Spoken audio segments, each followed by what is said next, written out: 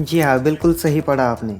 India और Russia के collaboration में ये मिसाइल बनी थी और शायद आपने कभी पढ़ा भी होगा कि इंडिया की नदी ब्रह्मपुत्रा और रशिया की ये वाली नदी का नाम मिलाकर ब्रह्मोस नाम बना था।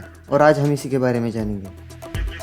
तो इस मिसाइल की खासियत यह है कि ये तीनों जगह से मतलब पानी से, ज़मीन से और तो और हवा से भी लॉन्च करी जा सकती है और तीनों की कोई ज़रूरत नहीं। आज हम मेनली मिसाइल की land to land launch process मतलब ज़मीन से निकल कर ज़मीन पर ही टारगेट को डिस्ट्रॉय करना है, इस प्रोसेस को समझने की कोशिश करेंगे। तो मिसाइल का जो पहला टेस्ट होता है उस वक्त उसे मोबाइल लॉन्च व्हीकल से किसी सुनसान जगह पर ले जाया जाता है। इस वक्त मिसाइल हॉरिजॉन्टल होती है तो उसे हाइड्रोलिक से उठाकर खड़ा करते हैं और इसे वर्टिकल लॉन्च करने से हमें एक फ़ायदा होता है कि लॉन्च के बाद इसे किसी भी डायरेक्शन में घुमाया जा सकता है। और शायद अब मैं नहीं बोलूँगा ना तो ज़्यादा अच्छा रहेगा।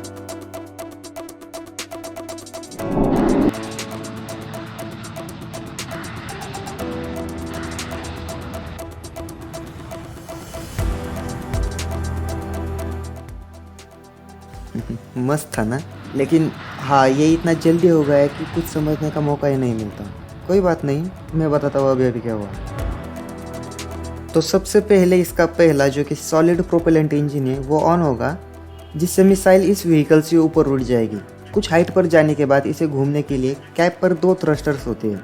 इनकी मदद से उसे एक स्पेसिफिक अमाउंट में घुमाकर रोका जा सकता है। थोड़ा आगे जाकर इन दोनों थ्रस्टर को एक साथ ऑन करके कैप को मिसाइल से अलग कर सकते हैं। और अब असली काम शुरू होगा। एक्चुअली इस मिसाइल में दो इंजन होते हैं। पहला तो हमने शुरू में ही फायर कर दिया था, लेकिन दूसरा जो कि रैम जेट इंजन है, और नहीं इसके बारे में बात नहीं करते, वीडियो की वेब सीरीज बन जाएगी। अभी बस इतना जान लो कि इस इंजन को शुरू होने के लिए मिसाइल के आगे से हवा का हाई स्पीड से पास होना बहुत ज़रूरी है। And this is exactly what's happening right now. क्योंकि पहले वाला इंजन अब भी चालू है और अब तो कैप भी निकल गई है, तो इस होल से हवा बड़ी ही तेज़ी से अंदर जाना शुरू कर देती है, जिससे रैम जेट इंजन चालू हो जाता है। और इसके शुरू होते ही पहले वाला इंजन बंद हो जाता है, या यूँ कहूँ कि उसे फेंक दिया जाता है। और फिर ये मिसाइल सुपरसोनिक मतलब अराउंड 2.8 माक की स्पीड से ट्रैवल कर रही होती है, जो कि अप्रॉक्सीमेटली 3500 किलोमीटर्स पर आवर की स्पीड है। और हाँ ये बहुत ज़्यादा है।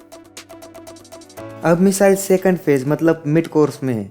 इस वक्त इससे बहुत अच्छे से खेला जा सकता है, मतलब सीरियसली। पीछे फ्लैप्स को एडजस्ट करके मैक्सिमम 15 किलोमीटर और मिनिमम 10 मीटर की हाइट तक आ सकता है। एंड ऑफ कोर्स साइड में भी टर्न करा जा सकता है, और इससे ये चाहे तो किसी एयरक्राफ्ट का भी पीछा कर सकता है। इसका एक और फायदा ऐसा है कि टारगेट अगर किसी पहाड़ के पीछे हुआ तो भी ये आसानी से दुश्मन को घर में घुसकर मार सकता है। एंड बाय द वे इसके ऑफिशियल साइट पे देखोगे तो वो बोल रहे हैं कि ये missile fire and forget principle पे काम करती है। मतलब तीर एक बार कमान से छूट गया तो भूल जाओ, वो गया। ऐसा इसलिए बोल रहा हूँ क्योंकि इसके नोज में सीकर मैकेनिज्म है, जो इलेक्ट्रोमैग्नेटिक रेडिएशंस के जरिए आसानी से किसी को भी ट्रैक कर सकता है और अच्छा खासा डैमेज भी दे सकता है।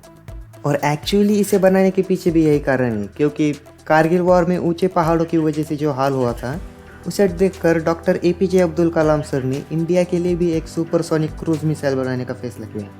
और इसीलिए इंडिया की defence research and development organisation और रशिया की ये वाले ऑर्गेनाइजेशन ने, सीरियसली गलत प्रोनाउंस नहीं करना चाहता, इन्होंने मिलकर ब्रह्मोस एरोस्पेस प्राइवेट लिमिटेड की स्थापना की थी और आज भी ये काम कर रही है। और 50.1% शेयर इंडिया के पास है। और ब्रह्मोस का जो अगला वेरिएंट आ रहा है उसका नाम भी ब्रह्मोस 2K रखा गया है कलाम सर के ऑनर में।